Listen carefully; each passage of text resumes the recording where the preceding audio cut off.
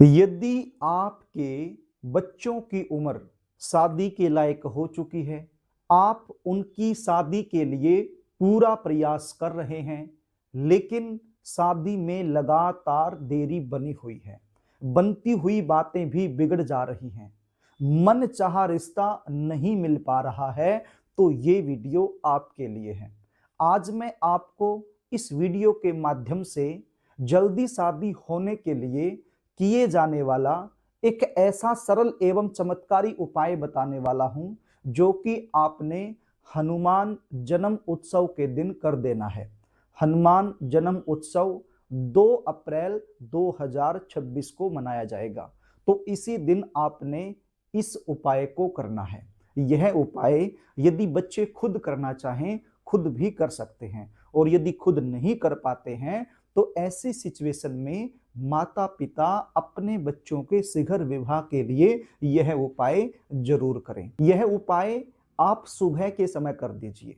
हनुमान जन्म उत्सव या फिर कई लोग इसको हनुमान जयंती भी बोलते हैं, तो सुबह के समय यदि आप ये उपाय करते हैं तो और भी कारगर रहेगा। और किसी कारणवश सुबह के समय आप नहीं कर पाते हैं तो सायंकाल में भी यह उपाय आप कर सकते हैं। करना क्या होगा, ये उपाय करने के लिए आपके पास एक पीपल का पत्ता होना चाहिए। पीपल का पेड़ हर जगह मिल जाता है आसानी से, तो पीपल के पेड़ से एक पत्ता आप तोड़ लीजिए, आप ले आइए। पत्ता साफ सुथरा होना चाहिए, लेकिन ध्यान दीजिए शुरुआत कैसे करनी है।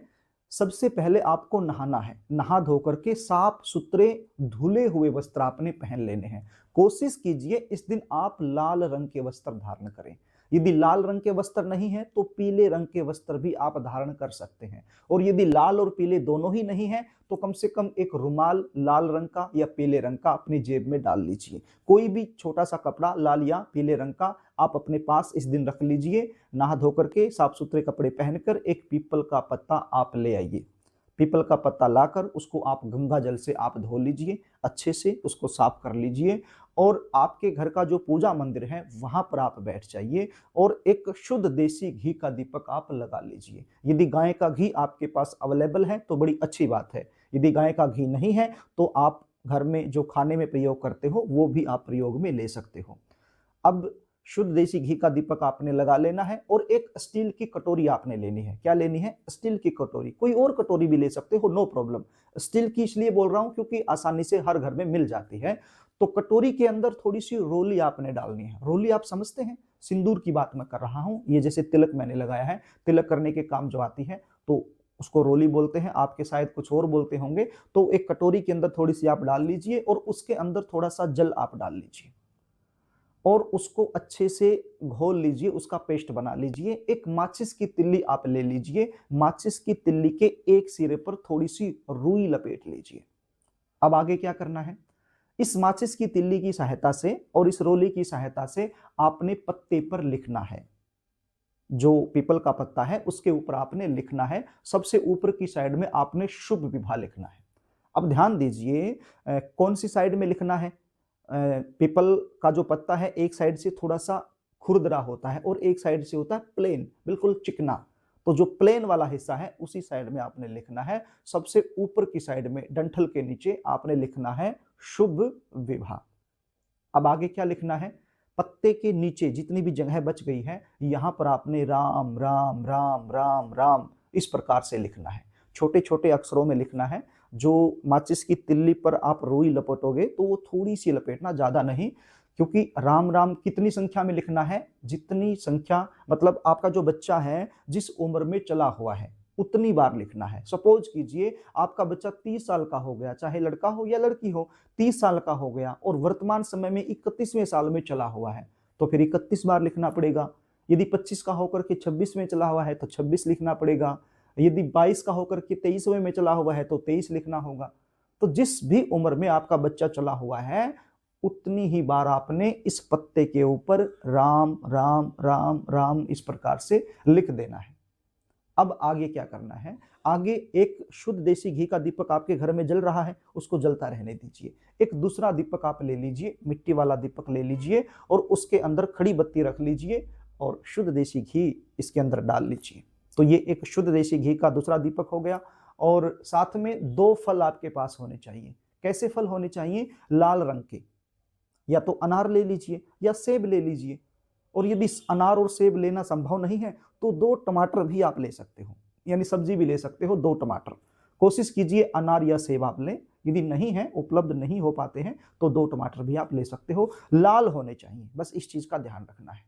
तो ये 3 चीजें आपके पास हो गई। एक तो ये पीपल का पत्ता जिसके ऊपर आपने राम राम लिख दिया, एक 2 फल जो लाल रंग के हैं, और एक ये शुद्ध देसी घी का दीपक। ये 3 चीजें हो जाती हैं। ये तीनों चीजें लेकर के हनुमान मंदिर में चले जाइए। आपके आसपास कोई भी हनुमान जी का मंदिर हो वहां पर आप चले जाइए, और हनुमान जी की जो प्रतिमा है मंदिर में, उस प्रतिमा के सामने जाकर बैठ जाइए। और यदि बैठना संभव नहीं है तो खड़े हो जाइए, क्योंकि मंदिरों में अलग अलग जो है संभावना, अलग अलग जो है प्रबंध होता है कि कहीं पर बैठ करके पूजा की जाती है, कहीं पर खड़े होकर की जाती है। तो जैसे भी हो, हनुमान जी की जो प्रतिमा है उसके सामने आप चले जाइए, और ये सबसे पहले जाकर के ये जो पीपल का पत्ता है ये आप रख दीजिए, और पीपल के पत्ते के ऊपर ये दीपक आप रख दीजिए। अब पीपल का पत्ता कैसे रखना है? जिस साइड में राम राम लिखा हुआ है वो हिस्सा ऊपर की साइड होना चाहिए। पीपल का पत्ता इस प्रकार से रख दीजिए। मान लीजिए हनुमान जी के मंदिर में आप चले गए और ये दीपक लगाने की जगह है, तो यहाँ पर पहले आप पत्ता रखिए और पत्ते के ऊपर आप दीपक रखिए, और उस दीपक को मनोकामना बोलते हुए जला दीजिए। और ये 2 फल लाल रंग के, ये भी आप जहां पर आपने दीपक रखा है वहीं पर आसपास रख दीजिए, और फिर आप बैठ जाइए हनुमान जी के मंदिर में ही प्रतिमा के सामने, और एक मंत्र का जाप कीजिए। मंत्र क्या है? ओम श्री राम दूताय नमः। आप देख लीजिए, मैंने लिखा भी है स्क्रीन पर, आप देखोगे समझ जाओगे। ओम श्री राम दूताय नमः। तो इस मंत्र की 1 माला आपने करनी है। यदि माला आपके पास है तो बड़ी अच्छी बात है, और यदि तुलसी की माता है तो और भी अच्छी बात है। नहीं तो फिर रुद्राक्ष की माला हो, चंदन की माला हो, कोई भी माला चलेगी। यदि तुलसी की माला है तो बड़ी अच्छी बात है। तो 1 माला इस मंत्र की आपने मंदिर में बैठकर कर देनी है। और यदि कोई भी माला नहीं है तो अपनी उंगलियों पर गिन लेना, अपनी उंगलियों पर गिन लेना, और 108 बार इस मंत्र को बोल देना। मंत्र क्या? ओम श्री राम दूताय नमः। तो 108 बार इस मंत्र को आपने बोल देना है। मंत्र जाप करने के बाद हनुमान जी महाराज से बिल्कुल समर्पण भाव से आपने प्रार्थना करनी है, बिल्कुल श्रद्धा और विश्वास के साथ आपने प्रार्थना करनी है कि हे हनुमान जी महाराज, बड़ी समस्या चली हुई है जीवन में, शादी के लिए कोई अच्छा रिश्ता ही नहीं मिल रहा है, काफी दिन हो गए हैं, तो बड़ी उम्मीद के साथ ये उपाय मैं कर रही हूँ या कर रहा हूँ, आप मुझे इसमें सफलता दिलाएं। तो हनुमान जी महाराज से प्रार्थना आपने कर लेनी है। बच्चों के शीघ्र विवाह होने के लिए बारंबार प्रार्थना आपने कर लेनी है। प्रिय दर्शकों, यदि आप जानना चाहते हैं कि आपके बच्चों की शादी कब होगी, कौन से साल में होगी, कौन से महीने में होगी, कैसे परिवार में होगी, कौन सी दिशा में होगी, शादी के बाद का जीवन कैसा रहने वाला है, या फिर आप गुण मिलवान करवाना चाहते हैं, जन्म कुंडली के आधार पर जल्दी शादी होने के लिए आपको क्या करना चाहिए, क्या नहीं करना चाहिए, या फिर इसके अलावा कोई और समस्या आपके जीवन में चली हुई है, उसका ज्योतिषीय समाधान आप हमसे लेना चाहते हैं, तो स्क्रीन पर दिखाए गए व्हाट्सएप नंबर के जरिए आप हमसे संपर्क कर सकते हैं। अपने बच्चों की जन्म कुंडली दिखाकर संपूर्ण जानकारी आप हमसे प्राप्त कर सकते हैं। यदि जन्म कुंडली नहीं बनी है तो बच्चों की जन्म डिटेल हमारे पास भेज सकते हैं, संपूर्ण जानकारी आप हमसे प्राप्त कर सकते हैं। प्रिय दर्शकों, यदि कार्यक्रम आपको अच्छा लगे तो इस वीडियो को लाइक कर देना, इसको शेयर भी कर देना, ताकि आप पुण्य के भागीदार बन जाएं, और कमेंट बॉक्स में जय हनुमान जरूर लिख देना, ताकि इस उपाय का 100% लाभ आपको मिल जाए। और यदि आप हमारी इसी प्रकार की नई वीडियो देखना चाहते हैं तो चैनल को सब्सक्राइब जरूर कर लेना। आज के लिए बस इतना ही, आगे फिर मिलेंगे, तब तक के लिए नमस्कार।